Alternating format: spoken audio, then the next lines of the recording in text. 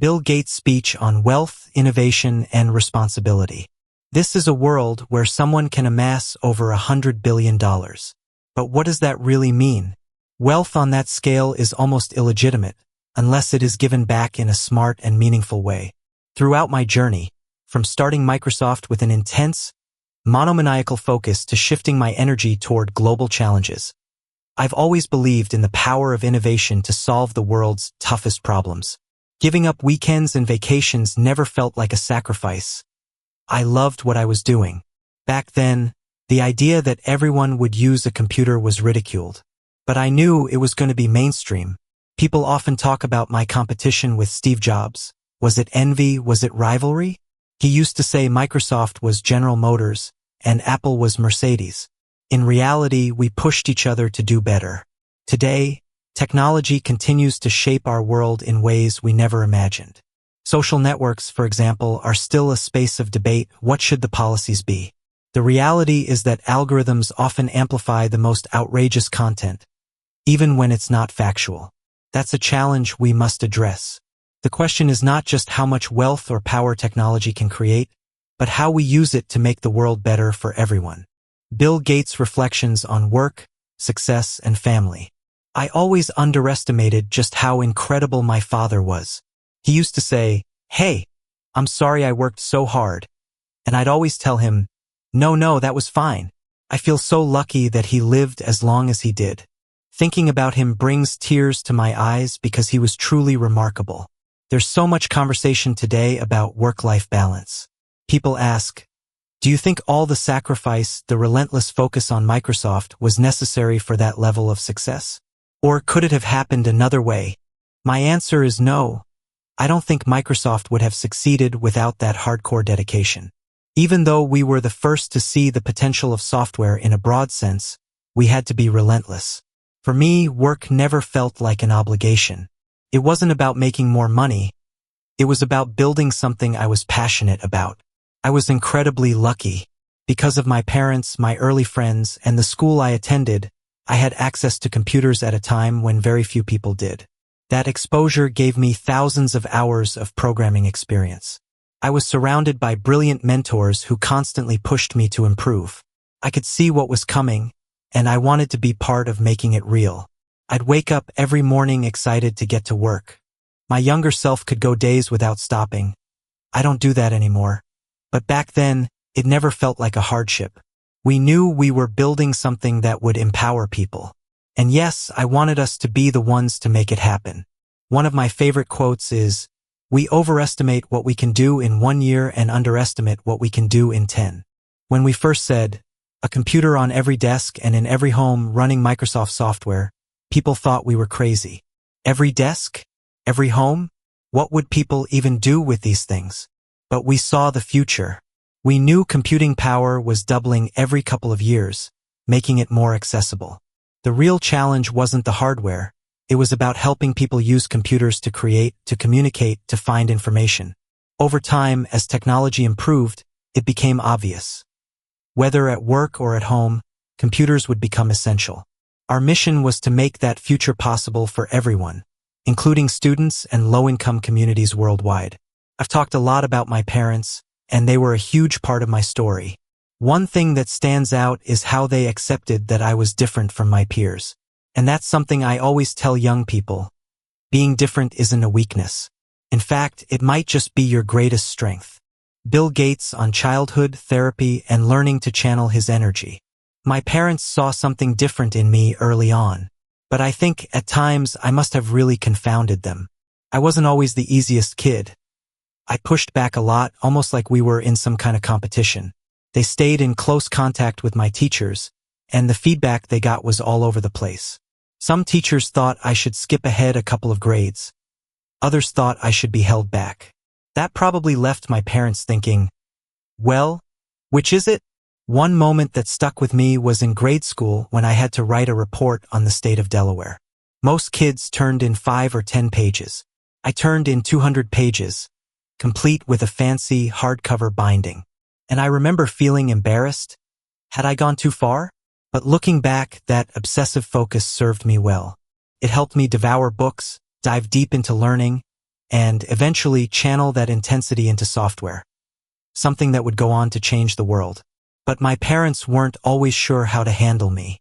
Sending me to a therapist, Dr. Cressy, turned out to be one of the best decisions they ever made. At the time, therapy wasn't common, especially for kids. Most of his clients were couples working through arguments. But he made space for me, and in a way that was subtle and brilliant.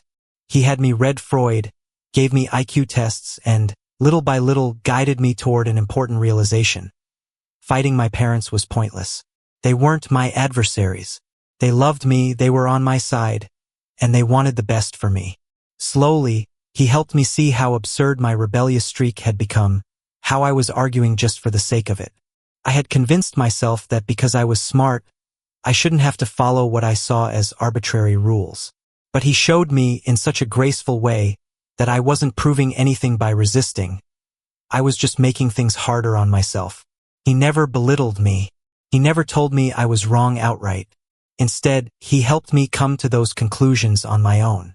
And one of the most powerful things he ever said to me was, "You're going to win." At first I thought, of course, I need to be clever and outthink everyone. But that wasn't what he meant. He was saying, you're going to win not because you're smart, but because you have people who love you and want to help you. They're investing in you, not holding you back. That changed everything. Bill Gates on living up to his mother's expectations. My mother had high expectations for me. She cared about the little things, table manners, how I dressed, how I carried myself. I remember thinking, why does it matter if I put ketchup directly on my plate instead of in a bowl? But for her, it wasn't just about etiquette. It was about making sure I could navigate the world, that I was presentable, that I could engage with people beyond my small circle. I wasn't naturally social. My ability to connect with adults developed because my parents made sure I interacted with them. They would have guests over, and I learned how to ask them about their work, their experiences. That exposure was incredibly valuable. It shaped the way I saw the world and helped me start thinking about where I was headed at a young age. But of course, there was always that pressure, not in a bad way, but a constant awareness that my mother wanted me to live up to something bigger. She was a powerhouse, deeply involved in philanthropy, and she believed that success wasn't just about what you achieved, it was about what you gave back. I pushed back against her a lot when I was younger, but looking back, I can see how much she shaped me. Unfortunately, she passed away in her early 60s from breast cancer. I had just gotten married 6 months before she died, so she never got to see me become a parent or see the foundation grow into what it is today. My dad played a huge role in getting it off the ground, but it was her belief that if you are successful, you have an obligation to give back. That became the foundation's guiding principle. Healing is a journey, but you have the power to choose how you move through it. Sometimes we hold on to someone for far too long after they've left. Maybe it's been a year or more, and you're still listening to their old voice memos, scrolling through their pictures. Every time you do, it's like you're keeping them alive in your mind, but really all you're doing is keeping yourself trapped in the past. The truth is, when someone walks out of your life, you have to let them leave so you can finally move forward. I know it hurts. It feels like you're stuck in a cycle, waiting for them to come back. But in doing so, you're denying yourself the chance to live the life you deserve. Because that person, as much as you might hope, isn't the same anymore. And neither are you. You've grown. You're evolving. And you deserve a love that reflects that growth. So here's the hardest part. Letting go. And this is where the power is. It's not about making them jealous or trying to win them back. That's a waste of your energy. The true power comes from within. And when you realize that, you can start seeing the future differently. There's a rule I love, the 30-day detox. For 30 days, you cut all ties. No stalking their social media, no going through their old messages. It's hard, but you have to do it. Because the longer you hold on, the more you keep replaying the past, the harder it is to break free. But by day 30, you'll see the light. Your mind will start to rewire itself, and you'll feel lighter, free from the chains that held you back. And here's something that helped me heal. You have to embrace the idea that someone else's happiness or success does not take away from yours. In fact, it can show you what's possible. That person winning, they're paving the way for you to do the same. Life doesn't run out of opportunities. There's no shortage of love, success, or happiness. If anything, the success of others is a signal that you too can reach that same level. It's all in how you see it. It's hard to realize, but other people's success doesn't block your path. If anything, it lights the way. Let them do their thing. Let them achieve what they're meant to. And in doing so, you'll see the path forward for yourself. You're capable of so much more than you've allowed yourself to believe. Letting go isn't just about relationships. It's about friendships, too. When you're younger, it feels like you're always surrounded by friends. You're on teams together, in class together, living similar lives. But as you get older, especially in your 20s, things change. People scatter. People grow. And friendship becomes a choice instead of an automatic part of your life. You can't just expect it to happen, you've got to make it happen. And that means letting people come and go. Letting people live their lives without holding on to them. You don't have to be upset when someone's life takes a different turn. Their journey doesn't diminish yours. Take a step back and reflect on this. Are the people in your life still part of the same journey? Or have they drifted away for a reason? Are you still aligned in energy, in timing, and in proximity? Those are the 3 pillars of friendship: timing, energy, and proximity. When one of those pillars fades, it can make the friendship feel distant. But that's okay. It's natural. Let them go, and let yourself take action to create the connections you want. Realize this: the best friendships and relationships come from letting go. When you release what no longer serves you, you make space for what's meant to come next. Title: Letting Go and Creating the Space for Healing. There are times when a friendship fades, and it doesn't feel right anymore. And yet, sometimes letting go is exactly what we need to do. For me, at 56, I've seen a lot of friends come and go over the years. Some I haven't spoken to in ages, and others, things just became off.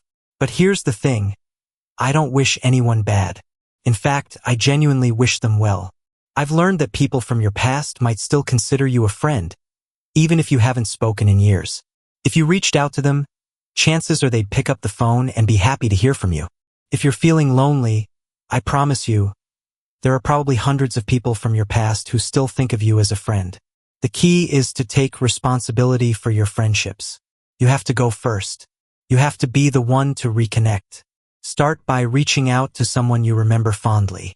Just send a text, and you'd be surprised at how many will respond positively. The connection doesn't disappear just because time passed. It's still there. Sometimes, even when things went south with someone, it's okay to say let them go and wish them well. Life has a funny way of bringing people back together when the timing, energy, and proximity align once more. I've been reflecting on how we navigate relationships, both the ones we care about and the ones we need to let go of. When you're growing up, life structure is pretty clear. From the moment you start school at 4 years old until you're 21, you don't have to make major decisions. Your life is laid out for you. You go from one grade to the next, you follow the system. Then you hit 21 or 18, depending on whether you go to college, and suddenly the structure is gone. You're out in the world, and it's terrifying. You have to create your own path, and it's overwhelming. Everything feels uncertain. There's no map. No one prepares you for that moment when the rules of the game completely change. And when it comes to your loved ones, there's nothing more difficult than watching someone you care about struggle, especially when you see their potential. The hardest thing for me was watching my daughter go through heartbreak. You just want to fix it. You want to step in and make it better. But here's the truth. When you do that, you're actually not helping. You're denying them the chance to grow. Letting them go is a way of showing love. It's recognizing their ability to work through their own struggles, even if it's painful for you to watch. There's a concept that's been so impactful for me: supporting versus enabling. When we step in to fix someone's problem, whether it's a relationship, an addiction, or any challenge, we sometimes end up enabling them. We rob them of the ability to find their own strength. Support isn't about rescuing. It's about creating the environment that allows someone to heal on their own terms. It's hard. You might feel frustrated, even helpless. But real growth happens when people are allowed to face their own battles. And yes, sometimes that means watching them hit rock bottom before they rise again. I'm reminded of something I heard from the addiction community that stuck with me. Someone will only get sober when getting drunk becomes harder than facing their pain. The same is true for anything in life, whether it's breaking free from toxic relationships or building healthy habits. People avoid change because it's hard, and they don't always have the tools to do it. But we can be the ones to create a space for them to heal. It's about standing by them without taking over their journey. And when it comes to your kids, especially when you see them struggling, it's natural to want to step in. I had that urge when my daughter was going through her breakup. I wanted to text her ex, talk to his mom, fix things. But I realized that stepping in would only take away her chance to navigate this on her own. The most loving thing you can do is let them. Let them process their emotions, let them feel the pain, and allow them the space to grow. The best way to support someone is by creating the right environment for their healing. It's not about asking them what they need. It's about showing up with a meal, taking the weight off their shoulders, and letting them be who they are in that moment. That's how you create an environment where healing happens. When I went through postpartum depression after having my daughter, I was in a place where I couldn't take care of myself, let alone her. But the people who loved me didn't ask. They just showed up. They did what needed to be done. They created a safe space for me to get better. That's the kind of support we all need, and that's the kind of support we can offer to others. And here's something really important. Not everyone in your life deserves a response. That's freedom. When you stop chasing validation from others, when you stop responding to toxic behavior, you stop draining your energy. Instead, you focus on what makes you proud, what feels right for you. And here's the beauty of it. You choose your energy, you choose your space. You get to unfollow or block people if you want to. You're the one in control. But it's not always easy, is it? Especially when you see that person on social media, and you wonder, should I block them? Should I not? What will they think? But you know what? Let them think what they think. Let them have their opinions, because at the end of the day, your peace is worth more than their judgment. Now, I know some of you are probably thinking, what if I'm just being a doormat? What if I let people walk all over me? Let me be clear. Letting them isn't about accepting bad behavior. It's about giving yourself the freedom to stop engaging in toxic patterns. It's about recognizing when you're enabling unhealthy dynamics and choosing to step away from them. Let people reveal who they are. And if their behavior doesn't align with who you are, let them go. This brings us to a critical point. Do we expect too much from people? I think we do. We live in an age where everyone is busy, where relationships feel transactional. You do this for me, I do this for you. And when someone doesn't text back right away, we jump to conclusions. But what if we just gave people grace? What if, instead of assuming the worst, we considered that maybe they're dealing with something we can't see? When you start to embrace the let them mentality, you stop expecting others to behave exactly as you want them to, and instead you accept them for who they are. It's a game changer. And finally, here's what I want you to walk away with. Don't let anyone's opinions steal your peace. Let them think what they want. Let them gossip. Let them judge. Because at the end of the day, the only opinion that matters is yours. When you embrace this, when you truly live by it, you're not just freeing yourself from others, you're freeing yourself from the need for validation. And that's when real freedom begins. Have you ever had someone walk out of your life, and all you can think is, I just don't get it? The truth is, people come and go. They change, they grow, and sometimes they choose different paths. But here's the thing. If someone walks away from you, and you find yourself stuck in pain, wondering where you went wrong, it's time to stop and ask yourself, what's next? If the connection isn't there, it could mean something's out of alignment, either with them or with you. And here's the most important part. You get to decide how you handle it. You get to choose your next steps. But I'm genuinely concerned about how we're all becoming so isolated in today's world. We're spending more time on our phones than truly connecting with one another. And it's easy to forget that people have lives of their own. They're not thinking about us as much as we think they are. Just because we have the time to text someone doesn't mean they do. It's a huge reality check. And what happens when you realize that? You stop making everything about you. You let them be who they are. And in that moment, you realize something huge. Your worth doesn't depend on their response. You'll notice that maybe you're the one who reaches out more, and that's okay. You might get hurt when you realize that when you stop initiating plans, you're not included. But here's what I've learned. It's not about you. We tend to internalize these moments of hurt, thinking we're the problem. But the truth is, adults are allowed to come and go. People are allowed to prioritize different relationships, go through busy phases at work, or even go through periods where they fall out of touch.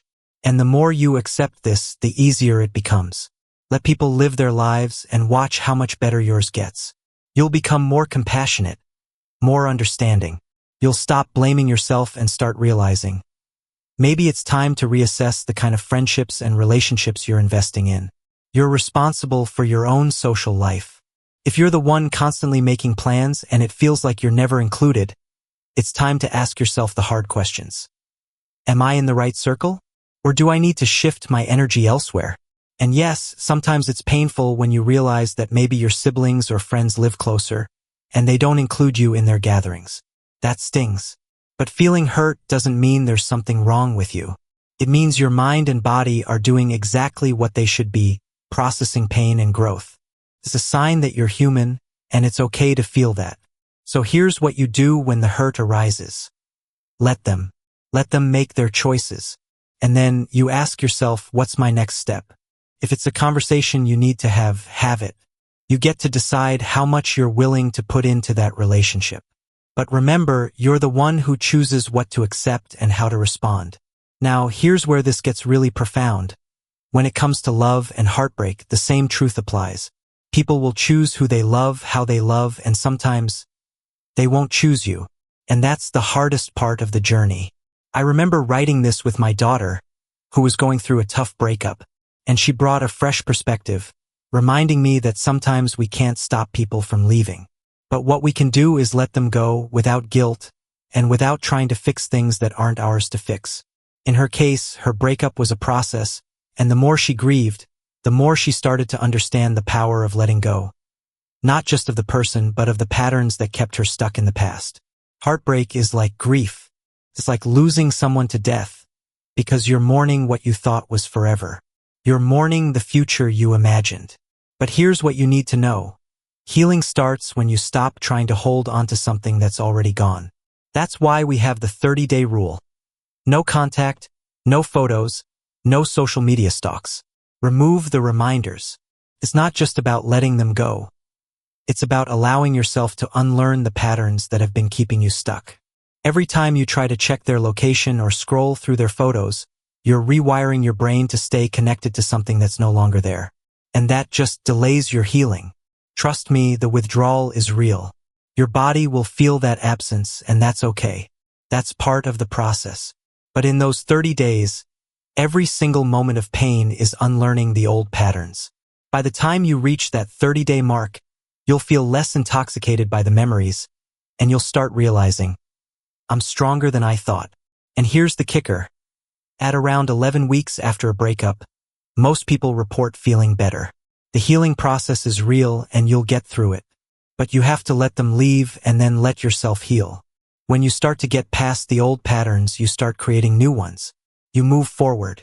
In those 30 days, I want you to challenge yourself to make small changes. Maybe rearrange your space, start a new hobby, or just take time for yourself. When the person you loved isn't in your life anymore, don't let their absence define you. Let yourself move on.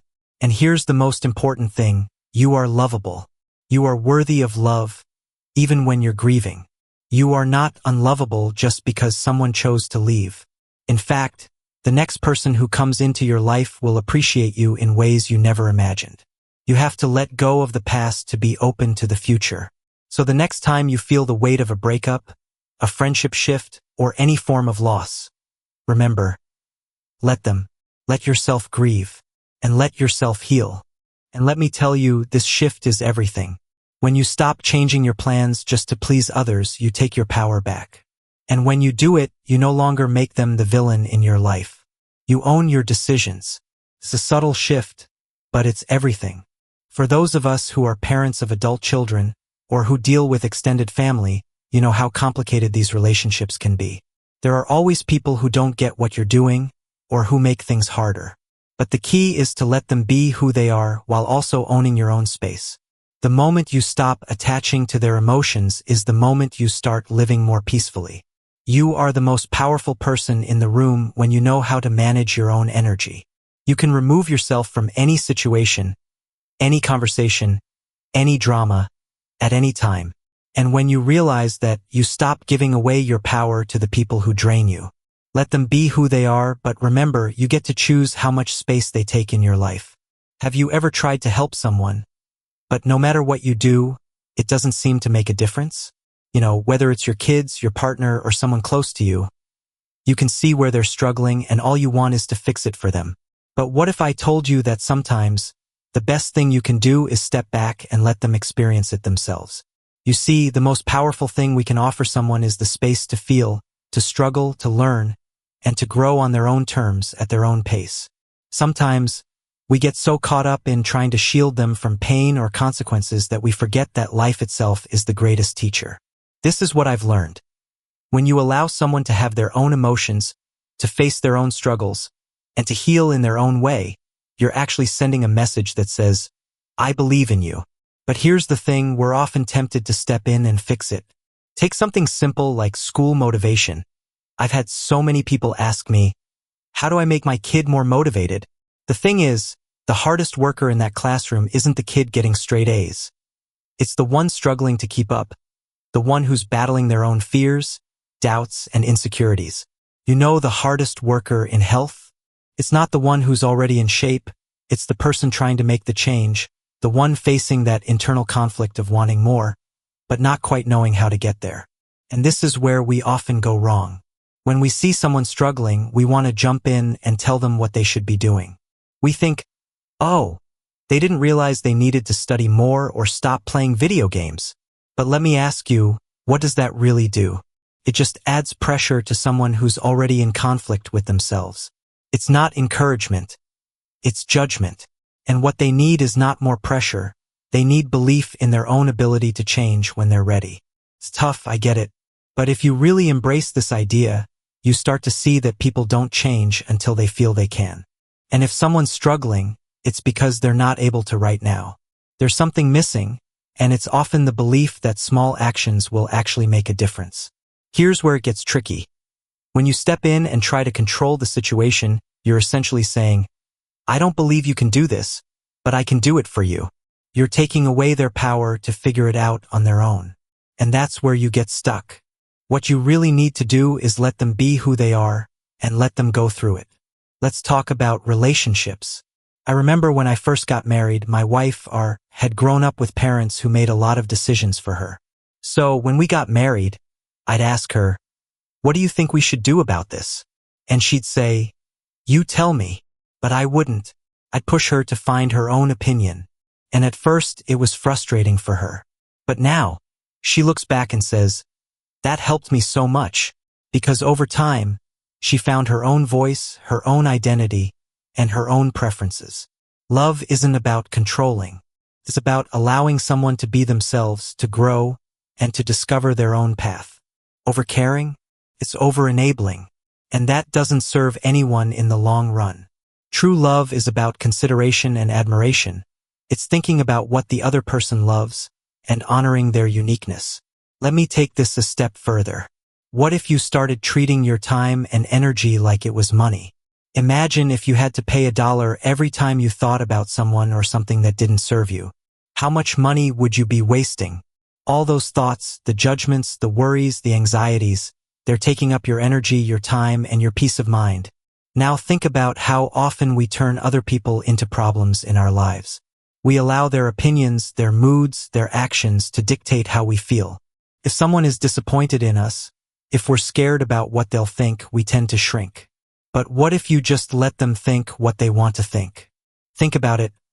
Every time you're about to post something on social media or make a decision, and you hesitate because you're worried about what others might think, you're giving away your power. You're overvaluing something you'll never be able to control. The reality is you can't control what anyone else thinks. So why waste your time worrying about it? Next time you find yourself considering what others might say or think, just let them think what they want. Let them have their own judgments, their own opinions. Because when you do that, you reclaim your power. You stop worrying about what others think, and instead, you start focusing on what matters to you. So here's the big idea: let them. Let them struggle. Let them think what they think. And let yourself be free. When you embrace this, you'll find more peace, more clarity, and the ability to truly be yourself, without the weight of someone else's energy pulling you down. What if I told you the key to freedom is letting people think what they want to think? I know it sounds a little crazy, but hear me out. We're often terrified of what others might say, of being judged, or even worse, of being talked about behind our backs. And let's be real, how many times have you hesitated to post something on social media because you were worried about how people would react? But here's the truth: you can't control what people think. You can't control their opinions. So why waste your energy on it? Let them think negative thoughts. Let them gossip. Let them judge. Because that's exactly what they're going to do anyway. When you truly accept that, something wild happens. You feel a huge weight lift off your shoulders. You realize that it doesn't matter what they think. The power's not in their hands. It's in yours. And here's where it gets good. You get to choose what you think about yourself. You get to decide what actions make you proud. Think about it: your social media, your voice, that's your self-expression. It's your space to be you. And when you start to really embrace that, when you allow yourself to show up authentically, without the worry of judgment, that's when your life starts to shift. Because guess what? If you can't allow yourself to express who you are there, it will spill into every other part of your life. Now, let's talk about how much energy we waste on other people's opinions. You've probably found yourself spiraling, thinking about what someone might say if you post something, or worse, imagining the rumors people are spreading about you. But here's the kicker: you can't control it. And if you try to control it, you're just torturing yourself. Let them gossip. Let them have their thoughts. You have a choice. You decide how much you let it affect you. When you finally let go of that fear, when you stop caring about what others think, you realize you're only draining your own energy. And if you're still letting people's words or actions take your peace, then you've got to ask yourself, why am I spending my energy on people who don't uplift me? This is the power of letting people be who they are. When you let people be, they show you exactly who they are, and you get to decide whether they deserve a place in your life. You get to choose who you spend your time with, and who gets to hear your story. You don't owe anyone an explanation for how you choose to live your life. But here's the truth: you can change it. When you embrace the let them mindset, you'll be shocked by how much time and energy you get back. It's not about controlling others or trying to change people. It's about controlling yourself, your thoughts, your actions, and how you process everything around you. So, whether it's that annoying coworker, a stressful situation, or even family drama, remember, let them. Let people be who they are, and don't let their behavior take your peace. Let them reveal their true colors, and you stay grounded in your own power. Because in the end, you're the only one you can control. This is where your true freedom lies. Stop allowing other people's drama to hijack your life. Take back your power, and watch your stress melt away. You'll feel lighter, more focused, and yes, happier. Have you ever been in a relationship where you keep hoping and wishing someone would change? You want them to be better, do better, whether it's picking up after themselves, taking better care of their health, or even just treating you with more respect. I get it. You want more for them. You want them to reach their potential. And that desire is beautiful. But here's the harsh truth. You cannot change another person. You can influence them, sure, but you cannot force them to change. People only change when they feel ready to, and when they believe they can. Wanting the best for others isn't the problem. Wishing for people to be their best, to show up differently in your life, that's all perfectly natural. The problem isn't the desire. It's how we go about it. Take, for example, the classic situation: you walk into the kitchen and see the dishes piled high, and your frustration builds. You feel disrespected. You feel like your higher standards for cleanliness aren't being met, and now you're angry. But here's where it gets interesting: you have a choice. You have to say, let them. Why? Because if you let that frustration take root, you're giving away your energy, and that frustration will only grow. But when you say, let them, you're releasing that emotional charge. It's not about ignoring the situation. It's about accepting it for what it is. Let's take it a step further. If you're in a long-term partnership, learning to love someone exactly as they are is a crucial act of love. If you can't say let them, you will find yourself angry, resentful, and exhausted. And here's the kicker. When you let someone be who they are, you take the power back in your own hands. When you let them show you who they truly are, you can make a clearer decision about what you will and won't accept in the relationship. This is where let me comes in. It's about taking responsibility for your own feelings and actions. If something is bothering you, ask yourself, what can I do about this? In my own relationship, for example, my husband Chris has asked me countless times to keep my stuff organized. I'm not perfect, and I forget sometimes. But he was patient and he explained how it made him feel. When he shared that my mess made him feel like I was expecting him to clean up after me, it hit me hard. It wasn't just about the dishes. It was about respect. It was about his feeling like he was being taken for granted. And once I understood that, I could either ignore it and keep going or step up and make changes. It was my choice. Here's what I've learned. When you sit someone down and express how their behavior impacts you, you open up the opportunity for change. Not change because you want it, but change because they see how it affects you and decide that they want to do better. But here's where it gets real. If you've had the conversation, and they don't change, you have to ask yourself, is this what I deserve? Is this how I want to be treated? Sometimes people can't change because they're dealing with their own struggles. And that's okay. You have the power to decide if you can love them through it. But sometimes it becomes clear that they could change if they wanted to, and they choose not to. In those moments, you have to decide what you're willing to accept. And this is where let them takes on a deeper meaning. Let them show you who they truly are. It's hard, but when you finally accept someone for who they really are, and not who you wish they would be, that's when the real freedom begins. Because you're no longer holding on to a fantasy of what you want them to be. You're embracing the reality of what they are. And that, my friends, is where peace starts. You still have power. Even in these tough moments, you can choose how to react, whether to accept them as they are, or decide whether this relationship is still right for you. You get to choose. So remember this. Let them. Let them be who they are, show you who they are, and then you decide what's next for you. Because in the end, the only person you can truly change is yourself. Have you ever felt like you're stuck in a relationship or situation, desperately wishing someone would change? Whether it's your partner, a family member, or a colleague, you just want them to be different. You keep hoping, complaining, and trying to make them see things your way. But what if I told you the real power is in your hands to choose how much time, energy, and mental space you give to this situation? The epiphany I had was mind-blowing. I still get to choose. I get to choose how much energy I pour into a problem, a relationship, or even a person. So here's the ultimate test. Can you end the complaining and the constant griping? If you can't stop complaining about someone or something, that's a sign you're still holding on to it. And guess what? If they never change, you're the one who's going to have the problem. Because that frustration, that constant complaint, it's only creating friction and resentment. And it's not just in romantic relationships. This can apply to family, work, anywhere. There's always that one person in your life who brings the drama. We all know someone who's draining. Whether it's the narcissist, the drama queen, or the eternal victim who makes everything about them. They're exhausting to be around, right? Here's the kicker. The reason they drain you is because you brace yourself, get ready for the storm, and then their energy impacts you.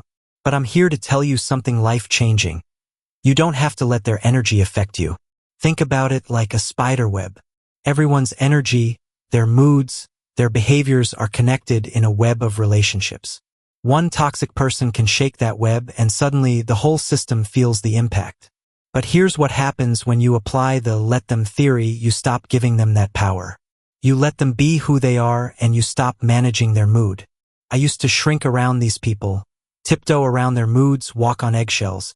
But now I choose differently. Let them be who they are. And you know what? I can walk into any situation, no longer dancing around someone else's emotions. I manage my own energy. What if we thought about our time and energy like it was money? Imagine if every thought you had about that person or situation cost you $1. How much would you be spending? on the complaints, the judgments, the mental reruns of their actions. We don't realize how much of our mental resources are tied up in someone else's drama. And here's the real truth. The only reason you stay attached to this drama is because you don't value your time or energy. You've never really experienced what it's like to invest that energy elsewhere. What Let Them does is it clears your mind and allows you to see people, maybe for the first time, for who they really are. It lets you stop wishing and hoping that they'll change.